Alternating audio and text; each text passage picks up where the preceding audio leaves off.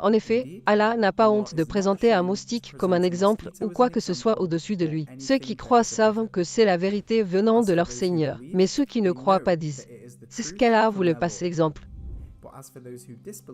La première question qui vient à l'esprit est « Que veut dire Allah en utilisant un moustique comme exemple ?» Essentiellement, Allah dit que même une mouche est suffisante pour démontrer son existence. À première vue, vous pourriez vous demander « Comment ?»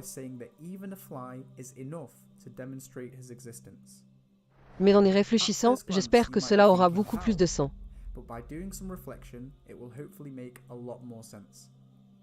Considérons que ce verset est descendu il y a 100 ans à une tribu au milieu d'un désert.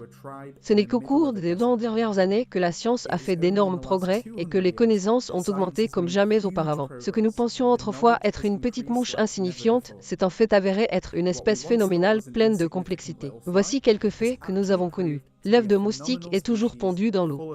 Au fur et à mesure que la mère pond ses œufs, elle les colle ensemble en un tableau pour former une structure de radeau. Cette structure de radeau empêche les œufs de couler. À partir de là, les œufs se transforment en larves qui nagent à l'envers sur la surface de l'eau. Les larves respirent à travers un tube, comme un snorkel, puis se transforment en pupa et finissent par éclater à l'âge adulte. Une fois qu'ils émergent, ils ont la capacité de voler instantanément.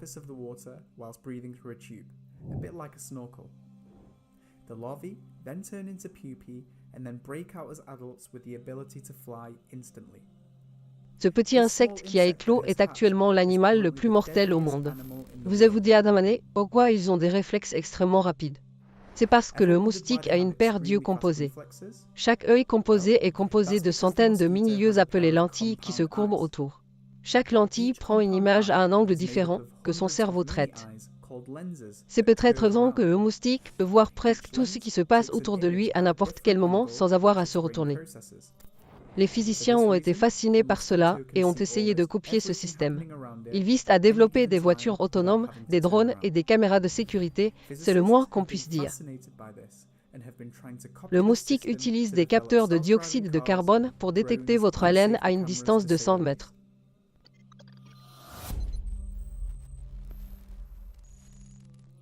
The mosquito uses carbon dioxide sensors to detect your breath from up to 50 meters away.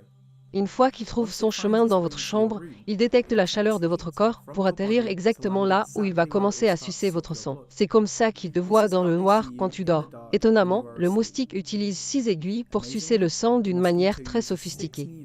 Tout d'abord, il enlève une couche protectrice pour exposer les aiguilles.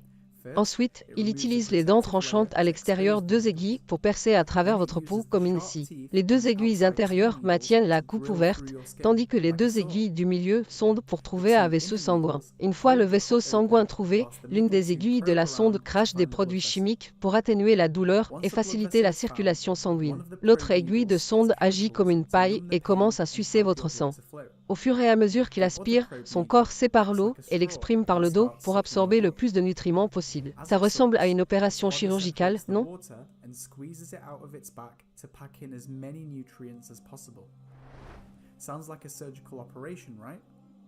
Ceci est une image du pied du moustique.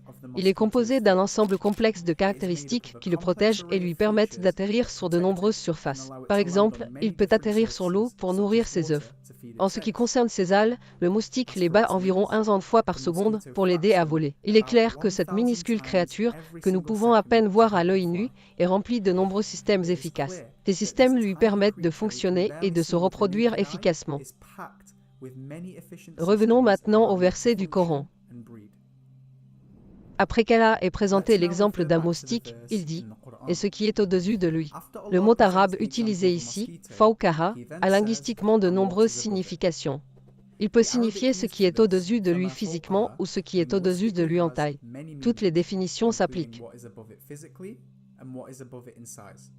En termes de taille, nous n'avons pas besoin de regarder loin dans la nature pour voir qu'un moustique n'est rien comparé à ce qui est là-bas.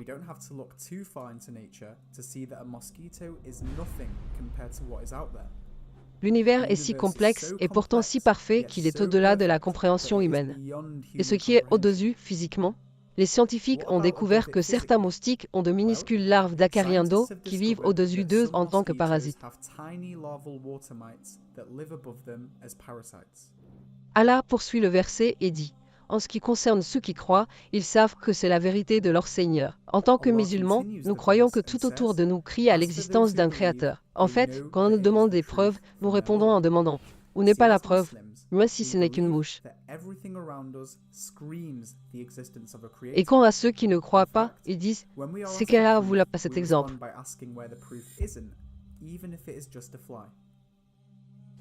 N'est-ce pas les cas? Le mécréant n'attribue-t-il pas tout cela à quelque chose d'autre qu'un créateur, comme l'évolution ou le hasard? Les incrédules ne considéreraient-ils pas encore le moustique comme insignifiant et sans impression?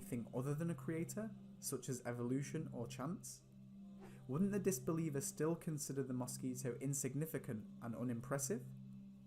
La réalité est que nous sommes tous tellement habitués au monde qui nous entoure. Nous sommes tellement habitués à la perfection de la nature et à la perfection de ses lois qui nous permettent de maintenir la vie. Le fait est que si toute l'humanité se rassemblait, nous ne pourrions pas créer une seule mouche. Et si nous rassemblions toutes nos connaissances, ce ne serait même pas une petite fraction de ce que nous ne savons toujours pas. Pourtant, certains d'entre nous croient malheureusement que nous avons assez de sagesse et d'intelligence pour nier la possibilité d'un créateur. Juste parce que cela n'a pas de sens pour nous, nous le rejetons. Pensez-y, pour copier un seul des systèmes d'un moustique, il nous faut des années de recherche et des équipes de scientifiques du monde entier. Pourtant, le moustique, plus léger qu'une plume et à peine visible, est rempli de systèmes et de capteurs qui lui permettent de vivre. Et n'oubliez pas que le moustique n'est qu'une des millions d'espèces sur Terre, chacune avec des caractéristiques uniques.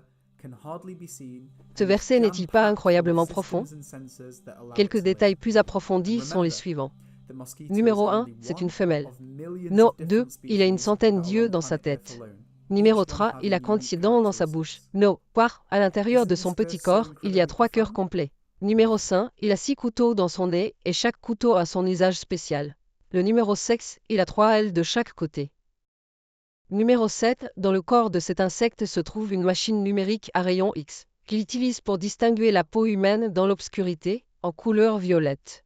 No. 8, son corps contient également un petit bassin agissant comme un anesthésique local, pour l'aider à insérer ses épines dans la peau humaine sans aucune sensation ou douleur causée par l'aspiration du sang. Numéro 9, il a un instrument pour tester le sang, parce qu'il n'aime pas tous les groupes sanguins. No. 10, il a un mécanisme spécial pour accélérer le flux sanguin afin qu'il puisse le tirer plus vite. Et la découverte la plus étrange de la science est qu'il y a un autre très petit insecte microscopique vivant au-dessus de ce moustique.